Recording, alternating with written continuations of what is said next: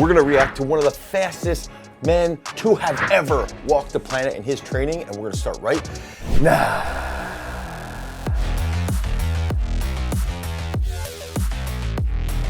I'm Olympic strength coach Dane Miller. I've been to the Olympics in 2021. I'm about to head to Paris to coach at my second Olympics. I've coached at 10 world championships, and I help athletes become state champions, become All-Americans, become world-class athletes, and to make it to the Olympics or even the professional level in sports like football, swimming, anything along those lines, like even sprint cycling. And I want to go into specifically Noah Lyles training. And what's interesting is that Noah Lyles works with this man right here, Ralph Mann. Okay, so Ralph Mann has one of the best books, I would say, on sprinting and sprinting mechanics and hurdling, and he goes into a lot of depth and a lot of details. And what's even interesting is that he was on Noah Lyles' channel for the second time here, and what's even cooler is that Noah planned so well to post this the day after he won the 100 meters at the Olympic trials in 2024. So I want to go into this video. I want to check out some of the stuff that they're working on. I want to see what they're doing with their starts. I want to see what they're doing through different phases, and then how we can apply that as coaches. I think that's the biggest takeaway here, is learning from experts in specific fields is really, really fantastic. But the biggest aspect is, how can we apply that? You know, we here at Garage Strength will have athletes that are in 6th, 7th, 8th grade. How can we apply it to those athletes versus athletes who are at the collegiate level versus athletes who are at the professional level, and even in sports that might not be super running based? So let's check out what Ralph Mann has to say about Noah Lyles. So how are you? I'm great. Your reaction times suck. I know. I think Ralph Mann literally just said, your reaction times suck, and Noah goes, I know. So the biggest aspect, I think, right off the bat there is finding those key metrics and being able to dial in. Okay, first thing, reaction time. Let's improve that reaction time. And I'm sure that Ralph, and I think Noah's coach, Lance Bowman, they understand those key metrics. Noah clearly also understands them in different phases. So that's that first step of application, is understand 1 to 3 key metrics for specific areas of a sport or of an action. I think that's a big thing that we can do as strength coaches to apply that. Himself. He's really reactive off that back pass. We can't let that foot linger. It's got to hit and be gone. Yeah. Okay. Yeah. You're ready, I'm ready, man. Let me give one more practice and then I'll be ready. So it's interesting how precise they have to be, you know, especially here. I know everything's contextual, but You've been asking about. He's all now doing world record starts. So all we need to do is get this young gentleman doing this thing. Hello. Do the function, and replicate. Also, there's a difference between what you feel and what's actually correct. And I'm not here for what feels the best. I'm here for what is the best. okay, I think this is, especially in technical sport, this is big here, because when we watch, I think people on the outside watch something like the 100 meters, we just see men and women running as fast as possible. We don't see a technical sport. Honestly, like, very few people look at it this way because they're on the outside. They don't see all the little things that go into the performance. It's understandable, right? But one of the things that Noah just commented on is, when we're trying to accomplish something or improve something, it doesn't matter how it feels, it matters how we're doing it. And oftentimes athletes that are sub-elite will break down mentally and they will say, I'm not doing this, or this doesn't feel good, or I don't like this, because of the feeling, but in reality, it's right. And I think that's a big barrier, that when you make that jump to world class, that's a barrier that you overcome internally. And I'll change my body to that position. What you got the model set at? What do you think it's set at? 3. It's set at what we need to make you famous. There's 2 parts to a start, and they're completely different. First 3 steps are just pure power, quickness, and the next 4 steps are starting to lift and transition into the full speed. So really good ones hit their 7th step at the 10-meter mark. If you're shorter, it's a little shorter. If you're a little tall like Bolt, then it's a little farther. Noah is basically the typical right around the average height of a sprinter, so he hits the 10-meter mark dead on. When we started with him, it's interesting too, because it's almost like when you watch these guys run a 40, you'll see that, you know, they're not as technically proficient. They don't have as much time to work on their start. And what he's saying is identifying, okay, the first 3 steps are power based and they're hitting that 7-step stride around 10 meters. It's honestly, I've seen a lot of the fastest football guys in a 40 will run that 7-step like to the 10-yard or just past the 10-yard. So it's interesting that, and I would love to see Ralph Mann break down a 40. is hitting what we look at for the girls. 20. That's like 9 meters. So now we let them get to run with the men now, so it's good. So the women will be right around 9 meters.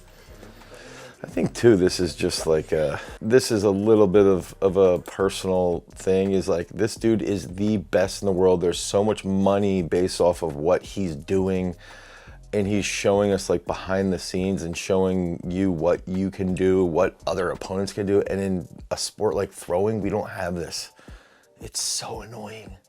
And I know that doesn't matter to coaches out there, but it's just, I actually think, you know, when you watch Noah's intro, even when you watch the intro, he's talking about what he's going to be working on. Creating content has actually probably helped him become a better sprinter. Like, legitimately, I believe that. I'm not saying everybody has to create content to become the best athlete, but it helps because you have a better viewpoint of what you're trying to accomplish. Now, you heard them talk about models. What model are we using here? This is where we can have an overlay then. So we should always be thinking through, in every athlete, if we have a kid in 7th grade, what's the model that we're working towards? If we have a kid that's a senior in college, what's the model that they're working towards? He's not as far off as you think. Okay. And then you see his coach here, along with the biomechanics, it's like being willing and being able to let the ego flow and let yourself listen to the biomechanics about what's happening.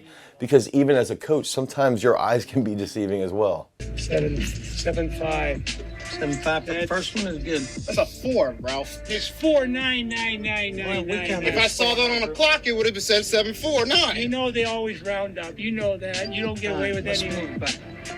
You don't get away with anything. Oh, geez, this is pretty cool.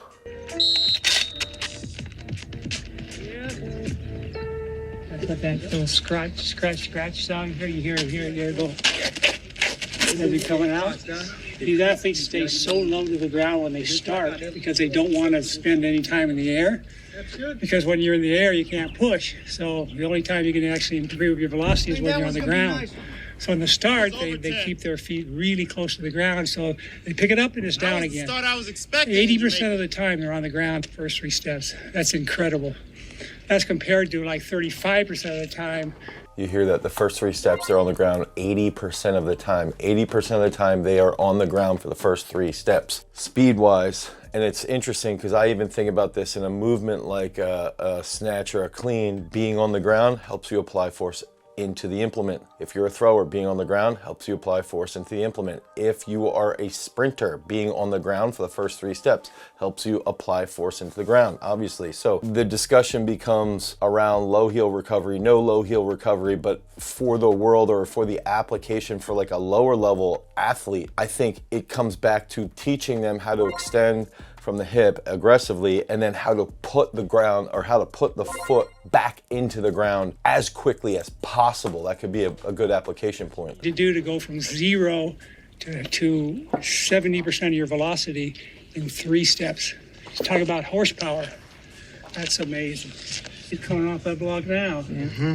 What was funny is Noah was talking and like Ralph Mann's just like, I'm just gonna keep talking. Now we're running. This is at 7. I can still even move that back foot even get faster. This foot off the ground. We got, hey, close that gap. Okay. We're a little pushy. Gotta be striky. Just like when we're up, just like when we're up at top end speed, you gotta shut the gap. Yeah. Shut the gap. Yeah. So it's almost like his coach is taking what Ralph's saying. One more with that movement pattern. And Noah sees the actual analysis and comprehends it. 7.3 is good. We can live with that. Oh, 7.3 is great. But we want 7.2 today, so we gotta put the angles together, put the puzzle together. Hit.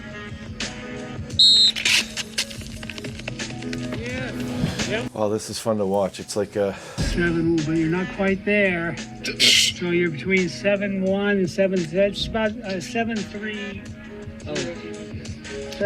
What is the number? I'm not giving you 7.2. That's past it. But the one before it's 7. It says 7.33333. That's past it. And what's one click before that? I don't know. I lost it. You said 7.0. So it has to be in between 7.1 and 7.2. You got it there. Yes, you did. I think the other thing is like what's really cool here is obviously the system, the program that they're working on is super advanced, but as a strength coach with some knowledge on this stuff, the resources are becoming a little bit more and more and more accessible, which is freaking cool. Now, the other issue here, and I'm actually sort of having this with myself, is like as we get into this, and even when you're working with an endurance athlete, let's see, where are they at? Looks like they are at right now. So we're seeing in the book here where he talks about what makes a great start. If you pick your feet up off the ground, you're in the air too long. When you're in the air, you can't push. You can't accelerate. It just comes down to that. It's not that we figured it out. We just watched what the best did. You know, you look at someone like Justin Gatlin or Christian Coleman, they figure it out, and we just try and figure out that what physics says is the best way to do it. They figure it out. So he's like, about at least a month and a half. I was gonna say he's got to be like 8. I would say he's 8 weeks ahead of pace from last year. Quickly commit these things to muscle memory. Little changes. So since we're so far in the year, a lot of times I don't have to think too much about the whole picture anymore. You know, when we're in December, January, February, there's a lot of, I got to do 1, 2, and 3. Mm-hmm. Now that we're like getting close to the peak season, I've already fixed 1 and 2. Yeah. Now all I got to do is think about like 1. I think that's a big thing too, is like as a coach, a technical coach, you have to have like 3 or 4 big picture aspects for a full year. And then as you get to a peak, it's 1 or 2, 1 or 2, 1 or 2. And it's just like real dialed in on 1 or 2 aspects because everything else is so imprinted. And that's the downfall of like a scatterbrain. When you have no model, you can't make corrections because you don't know where you're going towards. So everybody wants to say like this or that or this, but if you don't have a model, you don't have anything to work towards and you don't have those precise aspects to really build off of. And I think that's one of the biggest takeaways with this is the dude's got a clear model and he knows the model. The biomechanist knows the model. His coach knows the model. They know they know the confines of what they're working within. So you have to create the model. You have to understand the model and you have to preach and teach the model to your athletes over and over again, and then bring it back to your strength model, your sports specific model, and communicate that with a sport coach as well. It's gonna run away from your end. Let it run away. Okay. Let it run away. Let me get embarrassed. 12 meters a second. I need something to keep thinking about. I'm gonna have to rechange my betting strategy if you do 12. I'm gonna have to bet like more money, right? Because you already had a lot. You just ruined my joke, so I hell with you.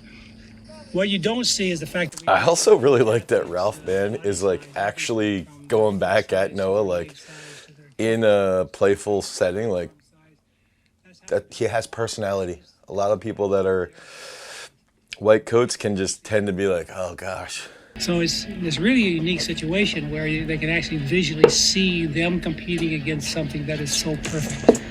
And as you saw, anybody who look at that start would think that's really great. It takes a comparison model to be able to see that you're a little bit off here or a little bit off there. That's what makes what we do so different than what most biomechanists can do. Am I ready?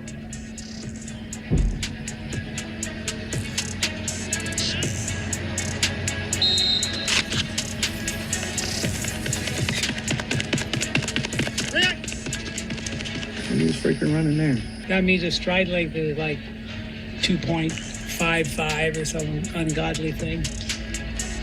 You know how long 2.5 meters is for a stride length?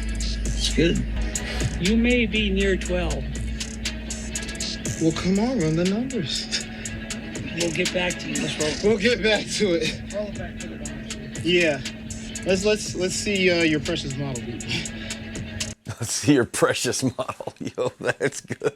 It's funny too because you see these guys. I want to just share a point because there's an aspect in this book where Ralph actually talks about concepts and what it looks like, and he goes through like the gurus and stuff. But he has these things, and it says how I did it, how my favorite coach did it, how the internet blogs tell me to do it, how coaching texts tell me to do it, and how research articles tell me how to do it. And the interesting part here is like, you see these guys that are coaching, like, you don't need front side mechanics, you don't need these specific things that like the world-class guys have. And then you hear Ralph say like 2.55 meter stride length. Do you know how crazy that is? And they've got like every single practical resource to show this and to see Noah's technique. And he brings up Gatlin, he brings up Coleman, and you can see what these guys are doing and you can see the resource of it, but you still have your internet blog, you still have your internet social media guy who is just looking for the hooks to catch people's attention and to be the